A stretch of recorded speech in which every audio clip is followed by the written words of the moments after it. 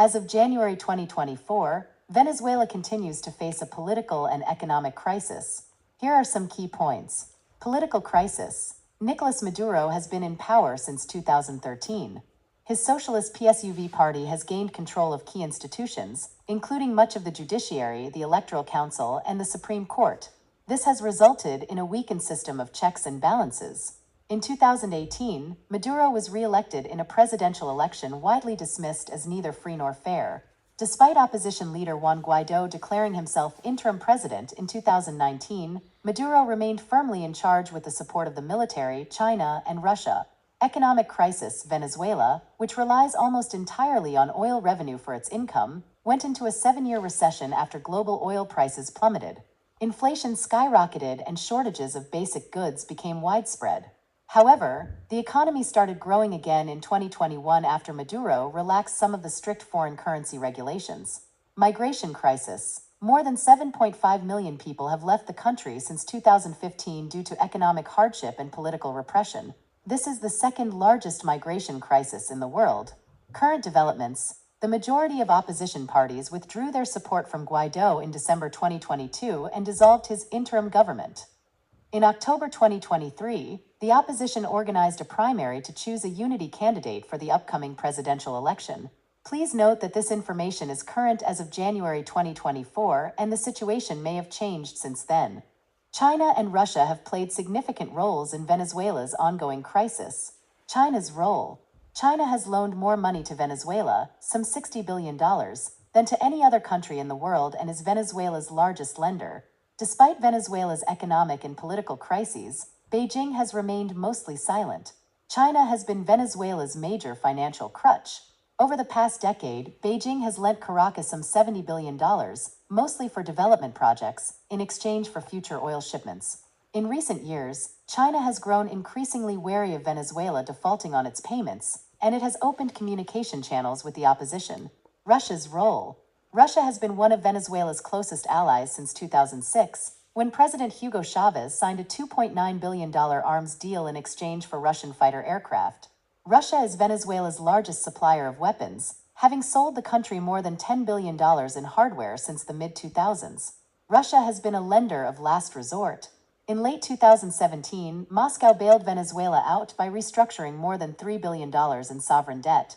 Russia's state-backed oil giant Rosneft is one of Venezuela's largest foreign backers, loaning it roughly $2.5 billion in recent years in exchange for future energy shipments. Both countries have significant economic and political interests in Venezuela, and their support has been crucial for the Maduro regime's survival. However, their roles have been criticized internationally due to the ongoing humanitarian crisis in Venezuela. The relationship between Venezuela and the United States has been complex and has evolved over time. Historical relations. The United States established diplomatic relations with Venezuela in 1835. Relations with the U.S. were strong under democratic governments in Venezuela, such as those of Carlos Andrés Pérez and Rafael Caldera. Political tensions. Tensions increased after President Hugo Chavez assumed elected office in 1999 and declared himself socialist and anti-imperialist, in reference to being against the government of the United States. The United States recognizes the 2015 democratically elected Venezuelan National Assembly as the only legitimate branch of the government of Venezuela. Economic relations. Venezuela's relations with the United States have traditionally been characterized by an important trade and investment relationship as well as cooperation in combating the production and transit of illegal drugs. Humanitarian assistance. Since 2017, the United States has provided nearly $2.8 billion in humanitarian, economic, development, and health assistance to support Venezuelans inside Venezuela and throughout the region. Current developments. During the 2019 Venezuelan presidential crisis, Nicolas Maduro announced that Venezuela was breaking ties with the United States, following President Trump's announcement that the U.S. recognized Juan Guaidó, the president of the National Assembly, as the interim president. Although the United States stopped recognizing Guaidó's presidential claim when the opposition National Assembly's vote to dissolve Guaidó's interim government took effect in 2023, the U.S. continues to recognize the 2015 National Assembly. Please note that this information is current as of January 2024, and the situation may have changed since then. Venezuela's crisis has had significant impacts on other countries in Latin America. Economic impact. The exodus of nearly 8 million Venezuelan migrants who have fled poverty and political turmoil is boosting the economies of other countries across South America. The foreign workforce will lift the economies of their main host nations in Latin America and the Caribbean by 0.10 to 0.25% on average each year from 2017 until 2030. If access to jobs were increased for Venezuelans migrants, the economic benefits could be greater still. Migration crisis. More than 6.5 million of the 7.7 million people who have left Venezuela have sought a better life in Latin America and the Caribbean, particularly in Brazil, Chile, Colombia, Ecuador, and Peru. This migration crisis is now the largest in the history of Latin America and exceeds the number of people displaced from war-torn Syria. Social impact. While Venezuelans are often blamed for straining healthcare systems and economies across the region, their contribution to the labor force actually benefits local economies by filling undesirable jobs and increasing local demand for goods and services, which increases tax revenue. Political impact. The crisis in Venezuela has also led to political tensions in the region.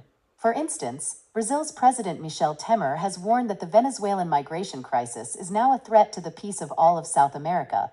Please note that this information is current as of February 2024, and the situation may have changed since then. The Lima Group is a coalition of ideologically related countries that emerged in response to the deepening political, social, economic, and humanitarian crisis in Venezuela. Here are some key points about its role. Multilateral diplomacy. The Lima Group exercises multilateral diplomacy to defend democratic institutions in Venezuela.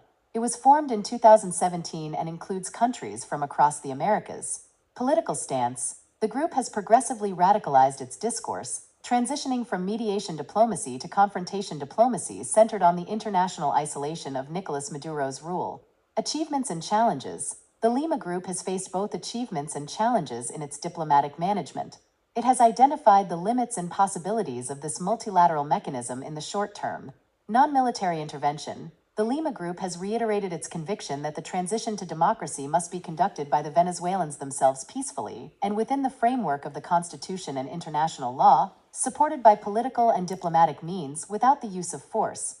International Criminal Court (ICC). The group has affirmed that actions will be promoted before the ICC, considering the serious humanitarian situation in Venezuela, the criminal violence of the Nicolas Maduro regime against the civilian population, and the denial of access to international assistance, which constitutes a crime against humanity. Please note that this information is current as of February 2024, and the situation may have changed since then. The United Nations (UN) has been actively involved in addressing the crisis in Venezuela through various means.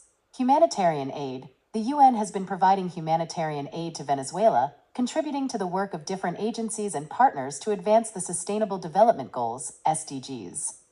Fact-finding missions. The UN has conducted independent international fact-finding missions in Venezuela to investigate human rights violations. These missions have found that the Venezuelan state's military and civilian intelligence agencies have been involved in crimes against humanity to repress dissent. Reports and recommendations. The UN has released reports detailing the responsibilities for crimes against humanity in Venezuela and has urged authorities to investigate and prosecute accordingly. It has also highlighted the situation in remote mining areas of the country. Political dialogue. The UN Security Council has held discussions on the political and humanitarian crisis in Venezuela. The aim is to press for free and fair elections and a peaceful resolution to the crisis. Please note that this information is current as of February 2024, and the situation may have changed since then. The International Criminal Court (ICC) has played a significant role in addressing the crisis in Venezuela. Investigation. The ICC has been investigating whether crimes against humanity were committed during Venezuela's crackdown on anti-government protests in 2017.